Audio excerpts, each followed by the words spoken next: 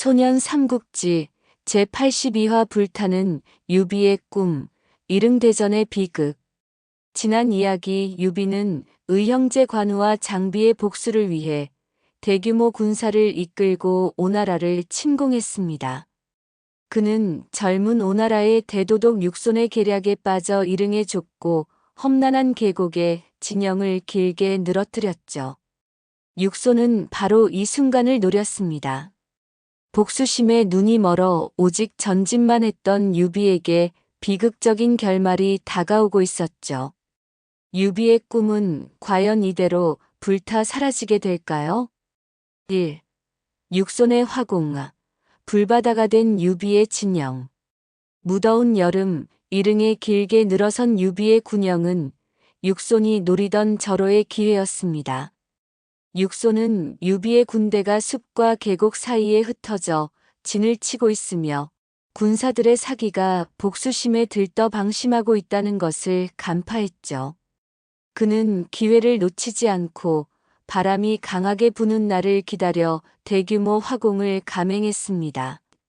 육손은 먼저 유비의 군영 주변에 숨어있던 병사들에게 명령을 내렸습니다. 마른 풀과 집단에 불을 붙인 후 불화살을 이용해 유비의 군영에 쏘아보내라는 명령이었죠. 밤을 틈타 시작된 화공은 순식간에 유비의 군영 전체를 불바다로 만들었습니다. 불이야, 불이야. 갑작스러운 불길에 유비의 군대는 혼란에 빠졌습니다. 병사들은 사방에서 타오르는 불길을 피해 달아나려 했지만 좁은 계곡에 갇혀 이러지도 저러지도 못했죠.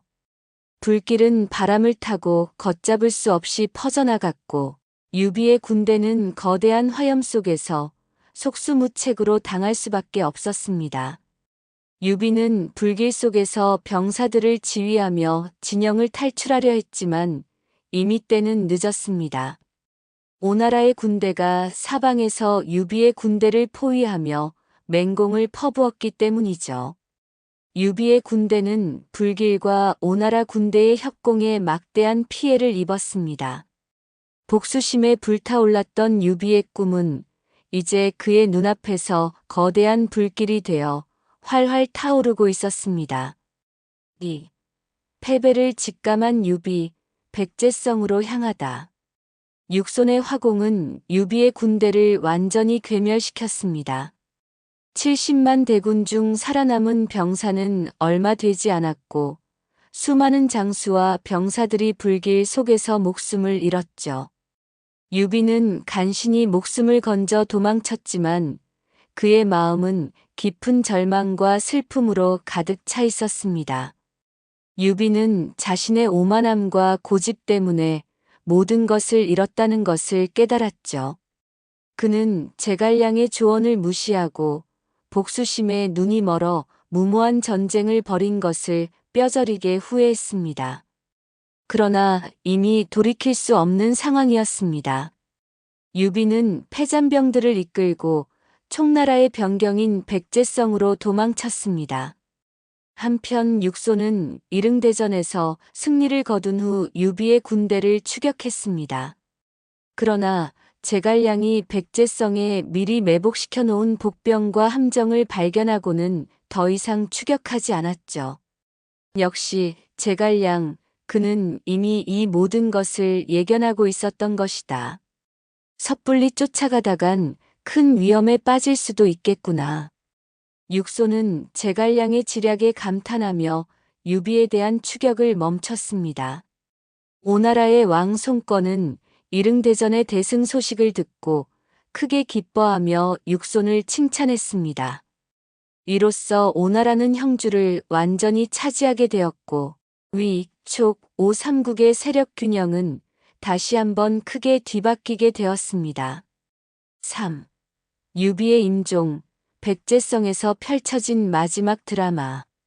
백제성으로 도망친 유비는 일흥대전의 패배와 관우, 장비의 죽음으로 인해 깊은 병에 걸리고 말았습니다. 그의 병세는 점점 악화되었고 결국 유비는 자신의 죽음이 임박했음을 직감했죠. 유비는 마지막 순간에 제갈량을 백제성으로 불러들였습니다. 제갈량이 유비 앞에 나타나자 유비는 힘없는 목소리로 마지막 유언을 남겼습니다. 승상, 내가 지금껏 대업을 이루려 노력했지만 결국 내 오만함 때문에 모든 것을 망치게 되었소. 나의 복수심이 총나라를 큰 위험에 빠뜨렸으니 이 모든 것이 다 나의 잘못이요. 유비는 제갈량에게 눈물을 흘리며 사과했습니다. 그리고는 제갈량에게 아들 유선과 총나라의 미래를 부탁했습니다. 승상, 나의 아들 유선은 아직 어리고 어리석소. 만약 그가 보좌할 만한 제목이라면 그를 잘 보필해 주시오. 그러나 만약 그가 무능하여 천하의 대업을 이룰 수 없다면 승상이 직접 왕위에 올라 총나라를 이끌어 주시오. 나는 오직 승상만이 이 난세를 끝낼 수 있는 유일한 사람이라 믿소. 유비의 마지막 유언에 제갈량은 눈물을 흘리며 무릎을 꿇었습니다. 폐하, 어찌 감히 그런 말씀을 하십니까? 소신은 마지막까지 폐하의 뜻을 받들어 총나라와 유선을 지키겠습니다. 신의 목숨이 다하는 그날까지 폐하의 대업을 잊지 않겠습니다. 제갈량은 유비의 유언을 받들고 끝까지 유비의 아들 유선을 보필하겠다고 맹세했습니다. 유비는 제갈량의 맹세를 듣고서야 비로소 편안한 표정으로 숨을 거두었습니다. 유비의 나이 63세였습니다. 4. 다음 이야기 예고. 총나라의 황제 유비가 죽고 이제 그의 아들 유선이 왕위를 이어받게 되었습니다. 하지만 유선은 아버지 유비에 비해 한없이 나약하고 무능한 군주였죠. 유비의 죽음과 함께 총나라는 큰 위기에 빠지게 됩니다. 과연 제갈량은 약하고 어리석은 유선을 대신해 총나라를 어떻게 이끌어갈까요? 위나라와 오나라는 유비의 죽음 이후 어떤 움직임을 보일까요? 삼국지 역사상 가장 위대한 지략가 제갈량의 본격적인 활약이 시작됩니다. 소년 삼국지 83화 제갈량의 등장, 촉의 미래를 바꾸다 편에서 새로운 이야기가 펼쳐집니다.